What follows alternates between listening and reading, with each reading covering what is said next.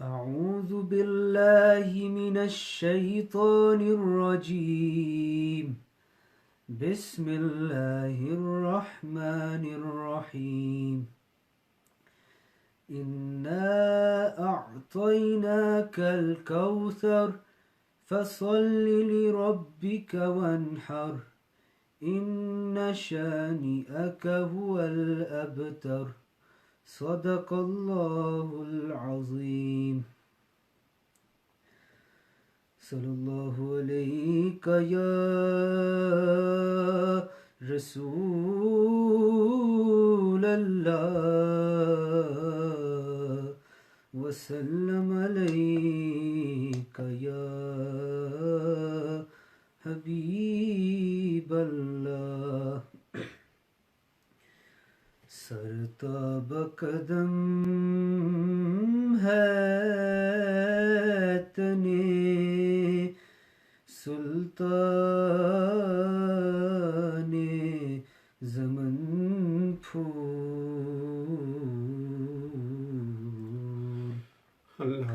سرتاب قدم ہے تنے سلطان زمن پھول لب پھول دہن پھول زکن پھول بدن پھول لب پھول دہن پھول زکن پھول بدن پھول تن کا بھی ہمارے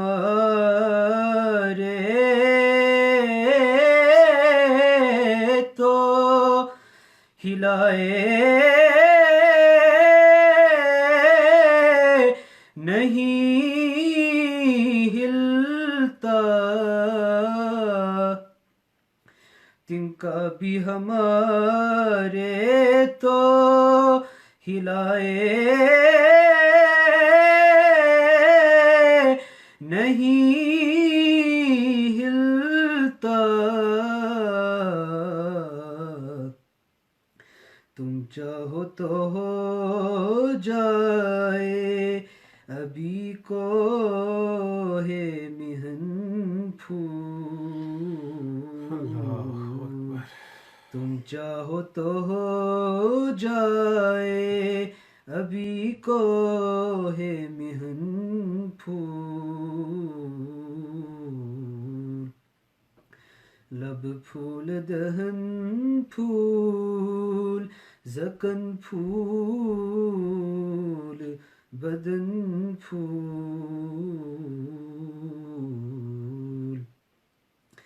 واللہ جو مل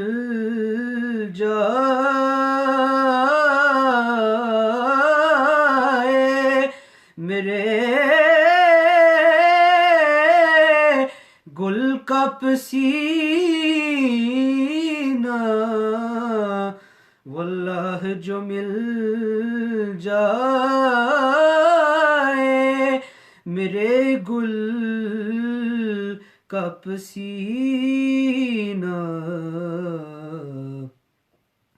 مانگے نہ کبھی عطر نہ پھر چاہے دلہن پھول مانگے نہ کبھی عطر نہ پھر چاہے دلہن پھول لب پھول دہن پھول زکن پھول بدن پھول کیا بات رضا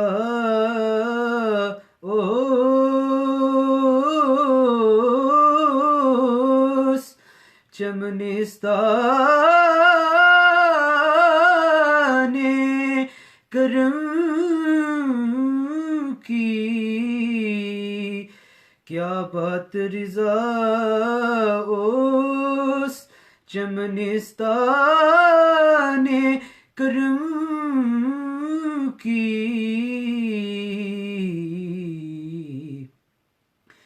زہرا ہے کلی جس میں حسین اور حسن پھول، زہرا ہے کلی جس میں حسین اور حسن پھول،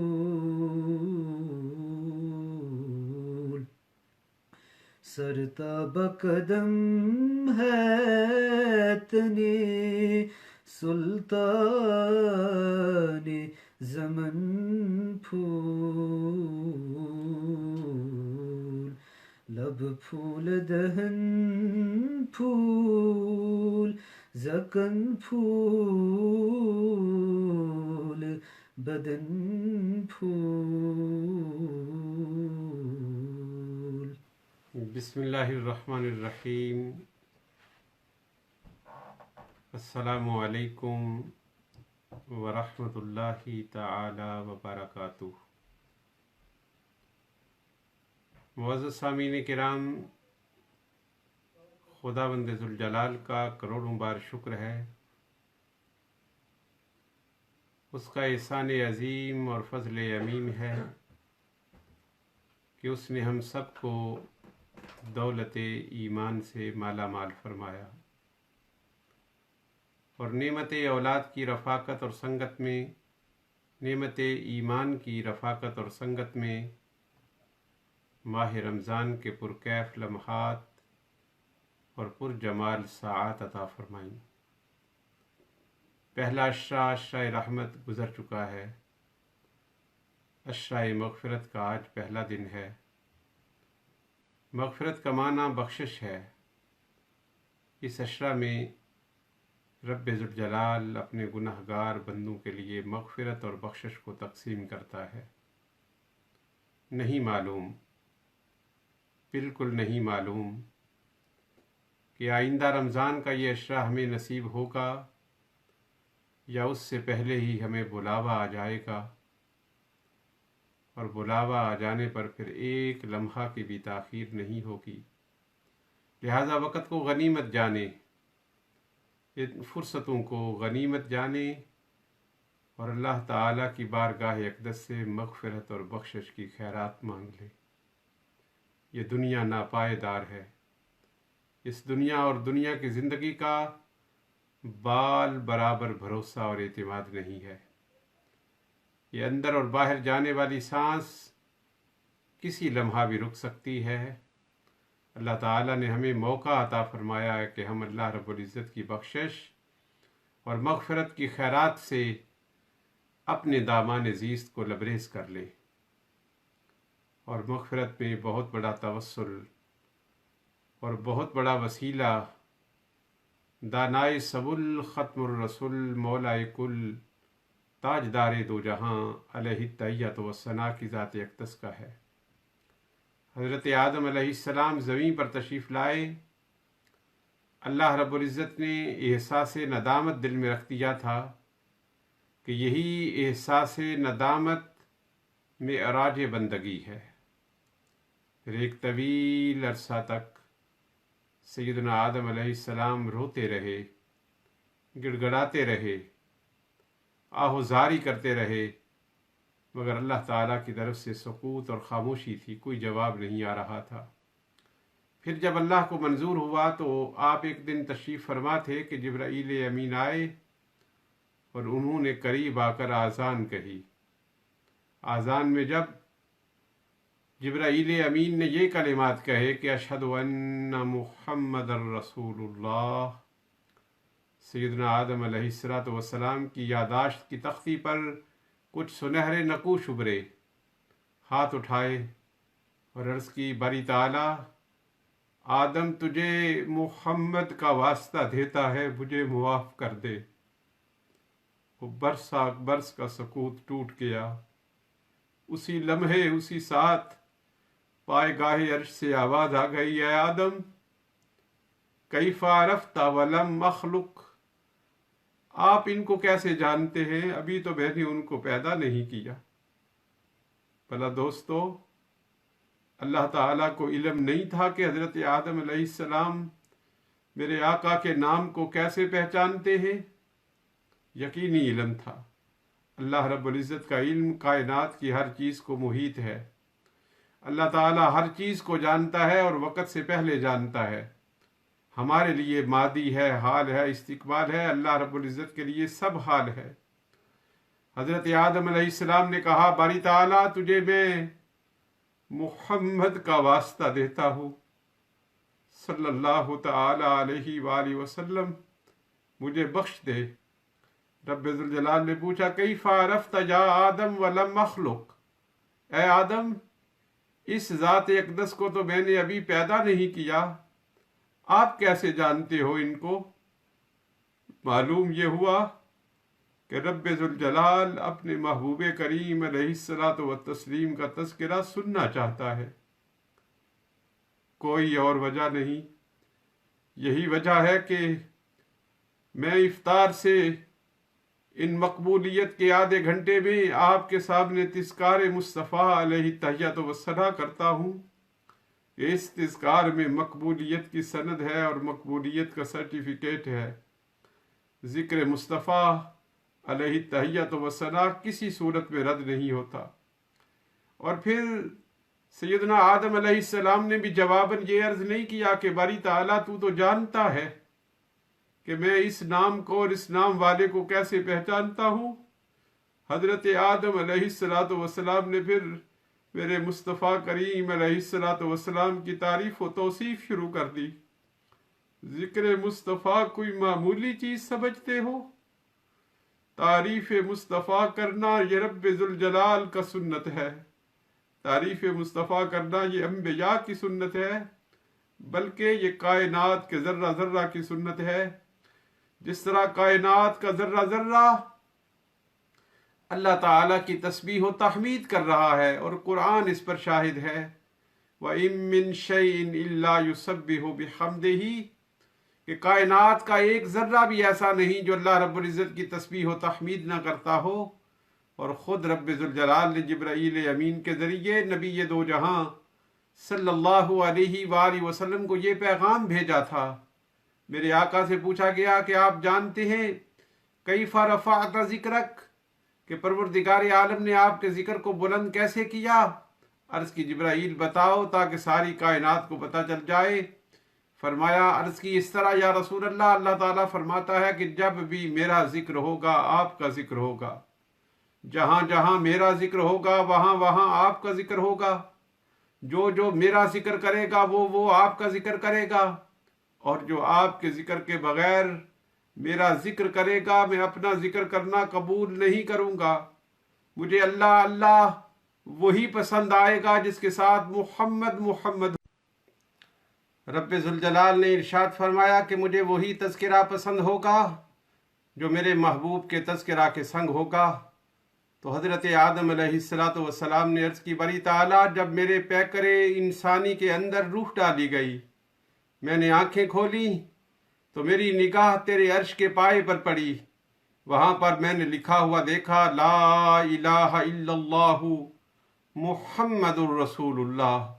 میں نے دیکھا کہ ایک نام ہے، اس سے پہلے بھی تیرا نام ہے، اس کے بعد بھی تیرا نام ہے، گویا تیرے نام نے اپنی آغوش میں اس نام کو لے رکھا ہے۔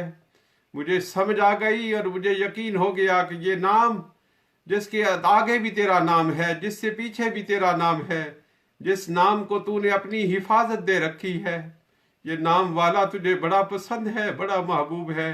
دوستو، حضرت آدم علیہ السلام کے ذہن میں سب سے پہلے رب ذوالجلال نے جو خیال ڈالا وہ تاجدار دو جہاں صلی اللہ علیہ وسلم کی عظمت کا ہے۔ عظمت مصطفیٰ انسانیت کی اصلیت میں موجود ہے، اور جو عظمت مصطفیٰ سے جلتا ہے کڑتا ہے وہ انسان کہلانے کا حقدار نہیں۔ رب ذوالجلال نے فرمایا کہ آدم تو نے سچ سمجھا ہے، تو نے سچ جانا ہے، इन्नहु अकरमुल खल्क़ि इलैया, ये नाम वाले मुझे सारी मखलूक में सबसे ज़्यादा पसंद है। तो तूने चूंकि उनके नाम का मुझे वास्ता दे दिया है, अब तेरी तौबा को मैंने कबूल कर लिया है। और अल्लाह ताला ने फरमाया, आदम सिर्फ इतनी बात नहीं, ये बात भी समझ लो कि वही मकसूद कायनात है। कायनात की बज़म को सजाने का मकसद वही है। अगर मैंने उनको पैदा न करना होता तो ऐ आदम मैं तुझे भी पैदा ना करता। तो ताजदार दो जहां सल्लल्लाहु अलैहि वसल्लम का तारीफ व तौसीफ ये बख्शिश और मगफिरत की अलामत और पहचान है, उसकी असास और बुनियाद है। यही वजह है कि ताजदार दो जहां सल्लल्लाहु अलैहि वसल्लम के ज़िक्र पाक की इस महफिल को मैं सजाता हूँ। ताजदार दो जहां सल्लल्लाहु अलैहि वसल्लम का तिज़कार, आपकी तारीफ व तौसीफ, आपका ज़िक्र, आपकी जमाल व जलाल का ज़िक्र, ये अल्लाह रब्बुल इज़्ज़त की बारगाह में मैं वसीला पेश करता हूँ, मैं तवस्सुल पेश करता हूँ कि परवरदिगार आलम इसके सदका से हमारे गुनाहों को मुआफ़ करते। इससे पहले आपने ताजदार दो जहां सल्लल्लाहु अलैहि वसल्लम के जुल्फ़ अंबरी के किस्से सुने। आ जाइए, वक्त थोड़ा सा रह गया है, चंद लम्हात के लिए ताजदार दो जहां सल्लल्लाहु अलैहि वसल्लम के रुख वद्दुहा का जिक्र कर ले। अल्लाहु अकबर, अल्लाहु अकबर। एक दिन गौर से सुनना, वक्त मेरे पास बहुत कम रह गया है। एक और ये जिक्र चलेगा, चेहरा ही मुस्तफ़ा रुख वद्दुहा का जिक्र नूर चलता रहेगा। एक दिन जिब्राइल अमीन बारगाह रिसालत में हाजिर हुए। ताजदार दो जहां सल्लल्लाहु अलैहि वसल्लम ने जिब्राइल अमीन से एक सवाल किया। इरशाद फरमाया, कम अमरत मिनस्सिनीन, जिब्राइल बताओ आपकी उम्र कितनी है।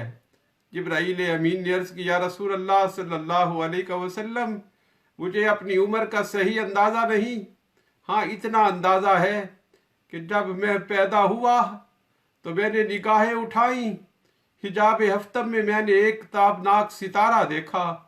एक ऐसा सितारा था जिसकी चमक ने, जिसकी दरख्शिंदगी ने, जिसकी ताबिंदगी ने, जिसके नूर ने, जिसकी ज़िया ने, जिसकी किरणों ने सारी कायनात को अपने दामन में ले रखा था। मैं उस सितारे की चमक और दमक में महव हो गया, मैं गर्क हो गया। मुझे खबर नहीं कि वो कब तक चमकता रहा। फिर वो सितारा गायब हो गया, फिर वो सितारा गायब हो गया, फिर वो सितारा 70,000 साल के बाद फिर तलू हुआ। मैं फिर उसके देखने में गर्क हो गया। वो सितारा फिर गरूब हुआ, वो सितारा फिर 70,000 साल के बाद निकला। मेरे आका, वो सितारा 70,000 साल के बाद निकलता रहा और मैंने उस सितारे को 72,000 मरतबा देखा। ताजदार दो जहां सल्लल्लाहु अलैहि वसल्लम ने जिब्राइल अमीन से ये सुना कि जिब्राइल, जब तू पैदा हुआ, जिब्राइल ने ये नहीं कहा कि वो सितारा पहली बार निकला था। खुदा जाने वो सितारा कब से तुलू हो रहा था, कब से कायनात को जगमगा रहा था। जिब्राइल ने तो अपनी उम्र बताई, उस सितारे की उम्र नहीं है। ये जिब्राइल अमीन की उम्र है, ये उस सितारे की उम्र नहीं है। जिब्राइल अमीन ने अर्ज़ की, वो सितारा सारी कायनात को रोशन करता था। मैं वो सितारा देखता रहा, वो सितारा हर 70,000 साल के बाद निकलता था। मैंने उस सितारे को 72,000 मरतबा देखा है। ताजदार दो जहां सल्लल्लाहु अलैहि वसल्लम के चेहरा नूर पर मुस्कुराहट आ गई।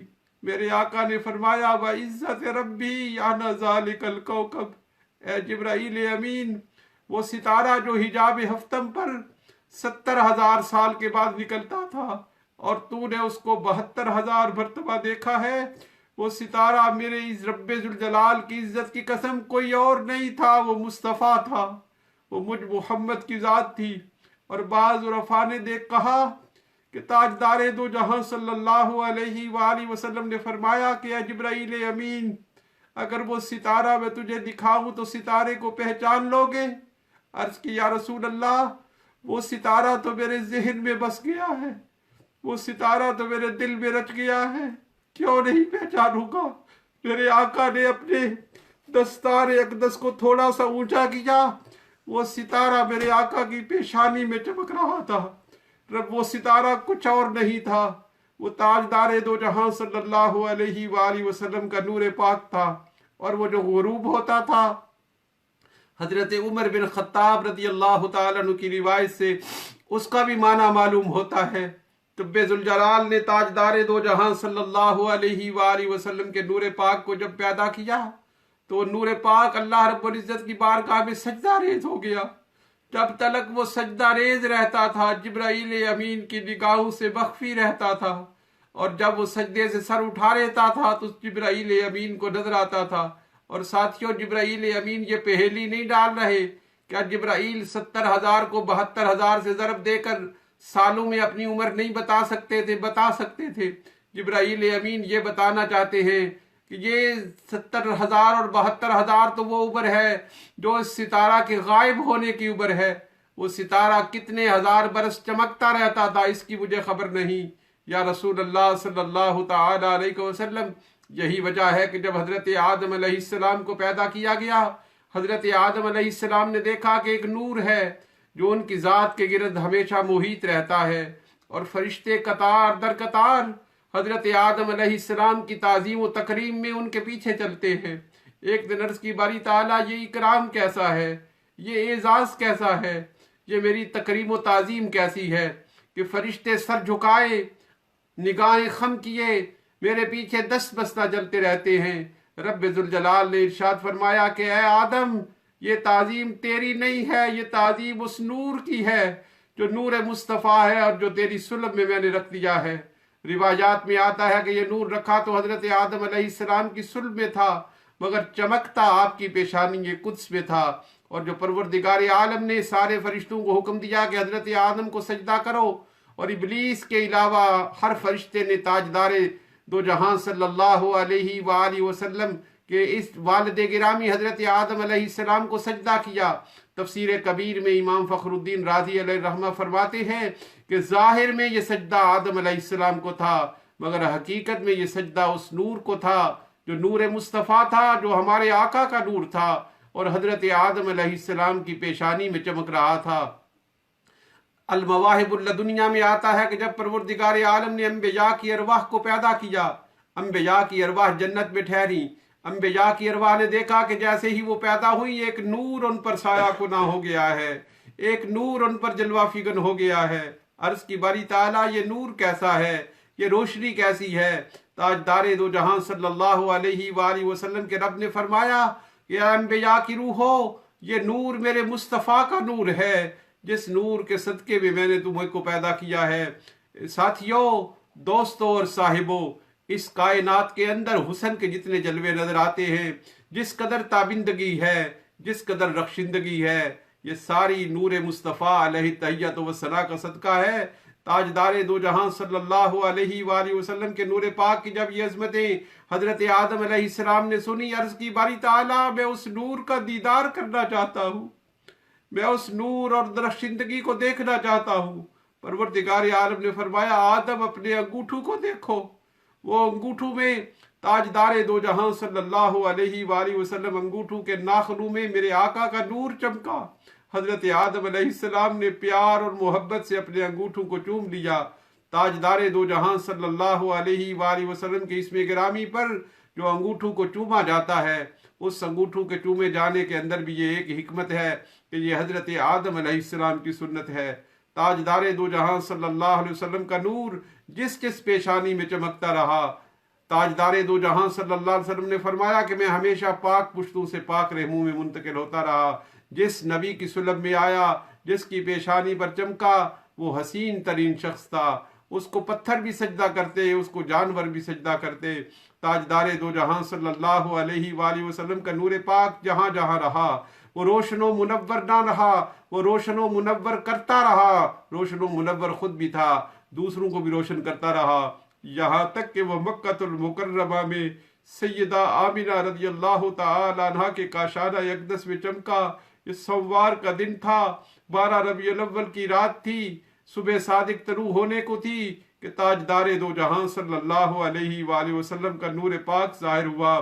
سیدہ آمنہ روایت کرتی ہیں، یہ وہ وقت ہوتا ہے، وقت ولادت وہ وقت ہوتا ہے جب عورت کو اپنا ہوش نہیں ہوتا، جب عورت کو اپنی خبر نہیں ہوتی، مگر سیدہ آمنہ رضی اللہ تعالی عنہ فرماتی ہیں جب تاجدار دو جہاں صلی اللہ علیہ وسلم کی ولادت ہوئی، ولادت کیا ہوئی؟ ایک نور ظاہر ہوا، اور وہ نور اتنا تابندہ تھا، وہ نور اتنا رخشندہ تھا کہ میں نے اس نور میں شہر بصرہ کے اندر بازاروں میں چلنے والے اونٹوں کی گردنوں کو دیکھ دیا۔ تاجدار دو جہاں صلی اللہ علیہ وآلہ وسلم کی ولادت پر حضرت عباس بن عبد المطلب رضی اللہ تعالیٰ عنہ عرض کرتے ہیں، یا رسول اللہ وانت لما ولدت اشرقت الارض بنورہ، یا رسول اللہ جب آپ پیدا ہوئے تو رب ذوالجلال نے آپ کے نور سے ساری کائنات کو جگمگا دیا۔ تو سیدہ آمنہ رضی اللہ تعالی عنہا نے تاجدار دو جہاں صلی اللہ علیہ وسلم کی ولادت کے وقت ایک ایسا نور دیکھا جس نور نے ہر فاصلے کو، جس نور نے ہر حجاب کو، جس نور نے ہر نقاب کو اٹھا دیا۔ اور سیدہ آمنہ رضی اللہ تعالی عنہا نے اپنی نگاہوں سے اپنے گھر میں بیٹھے ہوئے شام کے شہر بصرہ کے بازار میں چلتے ہوئے اونٹوں کی گردنوں تک کو دیکھ لیا۔ تاجدار دو جہاں صلی اللہ علیہ وسلم خود بیان فرماتے ہیں، میرے آقا کے یہ کلمات ہیں، آپ فرماتے ہیں انا دعوت و ابراہیم، خانہ کعبہ بنانے کے بعد جو حضرت ابراہیم نے دعا مانگی تھی کہ باری تعالیٰ تیرے کعبے کو بنا تو میں نے دیا ہے، اب اس کو بسانے والا بھی بھیج، وہ بسانے والی میری ذات ہے۔ تو میں حضرت ابراہیم کی دعا ہوں و بشارت و عیسیٰ، اور میں حضرت عیسیٰ علیہ السلام کی بشارت ہوں جو انہوں نے اپنی امت کو دی تھی کہ میں جا رہا ہوں اور میرے بعد احمد آنے والے ہیں، اور ان کے بعد پھر نبوت کا سلسلہ منقطع ہو جائے گا۔ وَرُؤْيَا أُمَّ الَّتِي رَأَتْ حِينَ وَلَدَتْ، اور میں وہ رویت ہوں، میں وہ مشاہدہ ہوں جو میری ماں نے میری ولادت کے وقت کیا تھا۔ تاجدار دو جہاں صلی اللہ علیہ وآلہ وسلم کا نور اقدس ابھی تو حجابات میں ہے، اور اس کا عالم یہ ہے کہ تاجدار دو جہاں صلی اللہ علیہ وآلہ وسلم سیدہ حلیمہ سعدیہ رضی اللہ تعالیٰ عنہ کے گھر تشریف لے گئے۔ سیدہ حلیمہ سعدیہ رضی اللہ تعالیٰ عنہ اپنے خاندان میں غریب ترین خاتون تھیں۔ آپ کے پاس گھر میں جلانے کے لیے چراغ نہیں ہوا کرتا تھا، رات کو آپ کا گھر اندھیرے میں ڈوبا رہتا۔ جب تاجدار دو جہاں صلی اللہ علیہ وسلم آپ کے گھر تشریف لے گئے، ہر رضاعت کے لیے سیدہ حلیمہ ساتھ لے گئیں، تو سیدہ حلیمہ سعدیہ رضی اللہ تعالیٰ عنہ کا گھر روشنی سے دمکنے لگا، ساری رات روشن رہتا۔ روایات میں آتا ہے، خصائص کبریٰ میں ہے، سیرت کی اور کتابوں میں ہے، ایک دن سیدہ حلیمہ سعدیہ رضی اللہ تعالیٰ عنہ جا رہی تھی کہ ایک سہیلی نے روکا، اور اس سہیلی نے پوچھا کہ حلیمہ بڑی فضول خرچ ہو گئی ہو، کہاں سے اتنی دولت مل گئی ہے؟ کہ کبھی تو یہ عالم تھا کہ ساری رات تمہارے گھر اندھیرا رہتا تھا، اب ساری رات تمہارا گھر دمکتا رہتا ہے، تمہارے روشن دانوں سے اور کھڑکیوں سے روشنی چھن چھن کر باہر آتی ہے، کیا کرتی ہو؟ کہاں سے اتنی دولت لے آئی ہو کہ ساری رات سارے گھر کو روشن رکھتی ہو؟ سیدہ حلیمہ سعدیہ نے پتہ ہے کیا جواب دیا؟ انہوں نے کہا، بہن مجھے فضول خرچی کا تانا نہ دو، واللہ لا اوقد سراجا ولا شمعا ولکنہ نور محمد صلی اللہ علیہ وسلم۔ میری بہن، رب ذوالجلال کی عزت کی قسم، روشنی کے لیے میں اپنے گھر میں نہ دیا جلاتی ہوں، نہ چراغ روشن کرتی ہوں، نہ آگ جلاتی ہوں۔ وہ روشنی جو میرے سارے گھر کو جگمگائے رکھتی ہے، وہ روشنی جو میرے گھر کے دروازوں، کھڑکیوں، روشن دانوں سے چھن چھن کر باہر آتی ہے، وہ روشنی کسی چراغ کی روشنی نہیں ہوتی، وہ روشنی کسی آگ کی روشنی نہیں ہوتی، وہ روشنی کسی شمع کی روشنی نہیں ہوتی، وہ روشنی مصطفیٰ کریم علیہ السلام کے چہرہ نور کی ہوتی ہے۔ اور ساتھیوں، قربان جاؤں آقا کے رخ انور کے، سیدہ حلیمہ سعدیہ فرماتی ہیں، جس کمرے میں میرے آقا تشریف فرما ہوتے وہ کمرہ تو روشن ہوتا، درخشندہ اور رخشندہ ہوتا، مگر دوسرا کمرہ اندھیرا ہوتا۔ اگر دوسرے کمرے سے رات کے اندھیرے میں ہمیں کوئی چیز تلاش کرنی ہوتی تو ہم دیا نہ جلاتے۔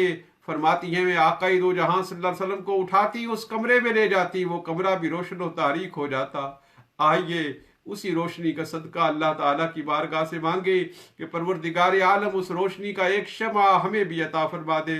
ایک شمع اگر عطا ہو گیا، ہمارا دل بھی روشن ہو جائے گا، ہماری روح بھی روشن ہو جائے گی، ہمارا پیکر بھی روشن ہو جائے گا، ہمارا گھر بھی روشن ہو جائے گا، ہماری قبر بھی روشن ہو جائے گی، ہماری حشر بھی روشن ہو جائے گی۔ عشق سرکار کی ایک شمع جلا لو دل میں، بعد مرنے کے قبر میں بھی اجالا ہوگا۔ اب چہرہ مصطفیٰ کی باری آ گئی ہے، رخ والضحیٰ کے تذکرے ہوں گے۔ کل انشاءاللہ العزیز اسی ٹائم پر آپ کے ساتھ پھر حاضر خدمت ہوں گا۔ اللہ رب العزت کی بارگاہ اقدس میں دعا ہے کہ پروردگار عالم اپنے محبوب کے حسین جلووں سے ایک جلوہ اور ایک جھلک ہمیں عطا فرما دے۔ اللہم صلی علی سیدنا و مولانا محمد وعلى آله وأصحابه أجمعين ربنا آتنا في الدنيا حسنة وفي الآخرة حسنة وقنا عذاب النار وقنا عذاب القبر وقنا عذاب الحشر وقنا عذاب السقر وقنا عذاب القرض وقنا عذاب المرض وقنا عذاب الميزان اللهم نور قلوبنا بنور الإيمان اللهم حسن مقاصدنا في الدنيا والآخرة اللهم ربنا حسن مقاصدنا في الدين والدنيا والآخرة اللهم ارزقنا حبك وحب حبيبك المصطفى وأنت ذو الفضل العظيم اللهم حسن مقاصدنا في الدين والدنيا والآخرة يا رب بالمصطفى بلغ مقاصدنا واغفر لنا ما مضى يا واسع الكرم يا رب جمعا طلبنا منك مغفرة وحسن خاتمة يا مبدي النسم یا الہ العالمین یا رب العالمین ہم گناہ گار ہیں، ہمارے پاس کچھ نہیں، ہمارے دامان خالی ہے، ہم تجھے اپنی عبادات کا واسطہ نہیں تیرے محبوب کریم علیہ السلام کے رخ والدعا کا واسطہ دیتے ہیں۔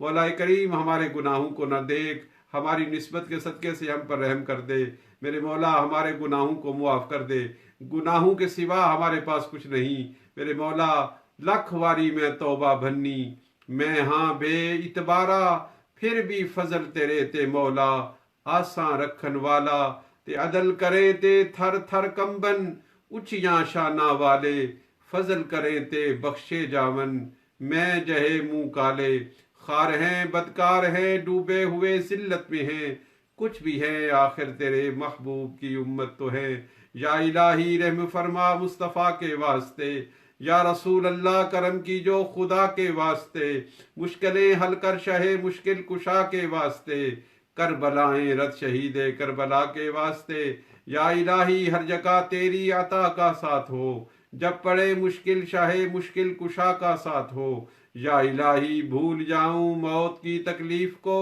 شادی دیدار حسن مصطفیٰ کا ساتھ ہو، شادی دیدار حسن مصطفیٰ کا ساتھ ہو، شادی دیدار حسن مصطفیٰ کا ساتھ ہو، یا الہی جب زبانیں باہر آئیں پیاس سے، ساقی کوثر شاہ جود و عطا کا ساتھ ہو، یا رب العالمین تجھے تیرے محبوب کریم علیہ السلام کا صدقہ ہمیں معاف کر دے، ہمارے گناہوں کو معاف کر دے، ہماری خطاؤں سے درگزر کر دے، ہماری ٹوٹی پھوٹی عبادات کو، ہمارے ٹوٹے پھوٹے سجدوں کو، ہماری ٹوٹی پھوٹی نمازوں کو اپنی بارگاہ میں قبول کر لے، اور ان کے مطابق نہیں اپنی شان رحمت کے مطابق اجر و ثواب عطا فرما، تیرے عطا کردہ اجر و ثواب کو تیرے محبوب کریم علیہ السلام کی بارگاہ عالیہ میں بصد تعظیم و تکریم بصد ادب و احترام پیش کرتے ہیں، قبول فرما۔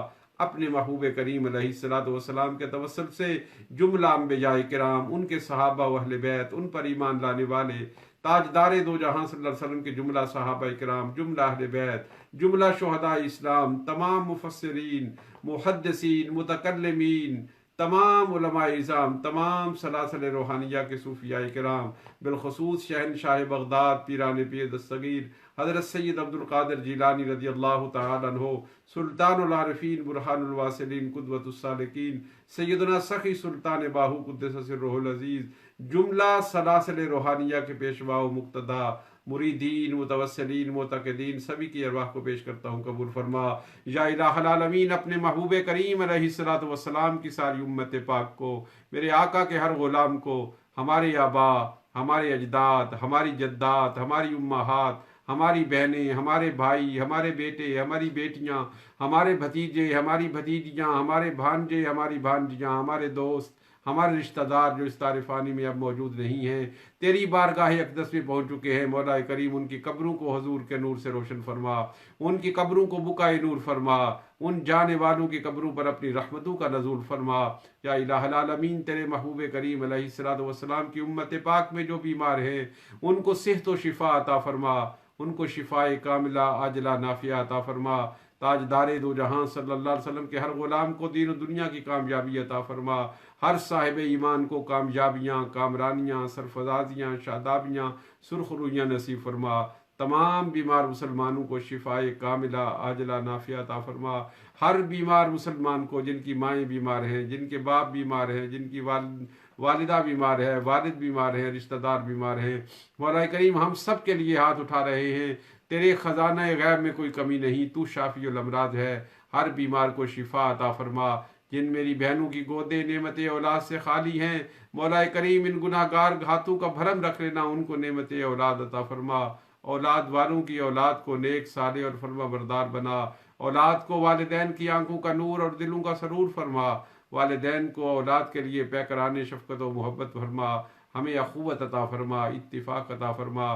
تیرے دین کے لیے جو شخص جس نوعیت سے خدمت کر رہا ہے اس کی خدمت کو قبول فرما، اپنے گھروں کے دروازے ہم پر کھول دے، ہمیں اپنی گھروں میں آنے دے، تیری بارگاہ اقدس میں سجدہ ریزیوں کے لیے صاحبان ایمان کی جبینیں ترس گئی ہیں، دل تڑپ رہے ہیں، مولا کریم نماز تراویح کو قبول فرما، درود پاک کو قبول فرما، تسبیحات و تحلیلات کو قبول فرما، ہمارے ذکر و اذکار کو قبول فرما، روزے کی ہمیں افادیت عطا فرما دے، روزے کے صدقے ہماری آنکھوں کو پاکیزہ کر دے، ہماری سوچوں کو پاکیزہ کر دے، ہماری نگاہوں کو پوشیدہ کر دے، یا رب العالمین ہمیں ظاہر و باطن کی صفائی عطا فرما، ملت اسلامیہ کی خیر فرما، امت مسلمہ کا عروج عطا فرما، فلسطین اور کشمیر کے مسلمانوں کی مدد و نصرت فرما، یا الہ العالمین اسلام کی حفاظت فرما، مسلمانوں کی حفاظت فرما، پاکستان کی حفاظت فرما، تمام بلاد اسلامیہ کی حفاظت فرما۔